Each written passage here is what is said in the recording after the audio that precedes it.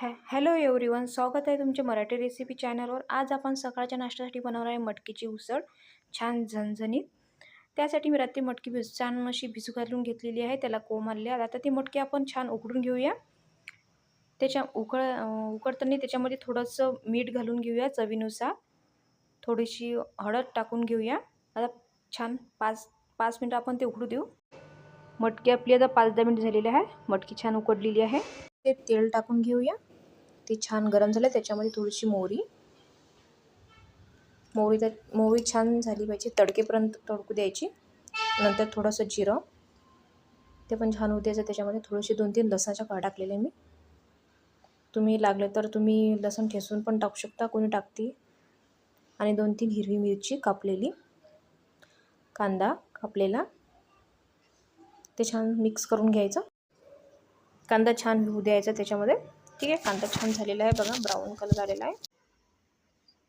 कांदा छान झालेला आहे, ब्राऊन कलर आलेला आहे। थोडीशी त्याच्यामध्ये हळद टाकून घेऊया, थोडीशी धनिया पावडर, चवीनुसार तिखट, ते छान मिक्स करून घ्यायचं।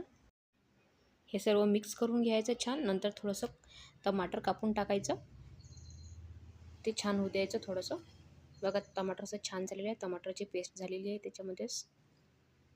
आता आपली शिजलेली मटकी थोडी थोडी घालायची त्याच्यामध्ये। आधीच मी उकडून घेतलेली आहे मटकी, थोडी थोडी घालायची, अशी छान व्यवस्थित करून घ्यायची।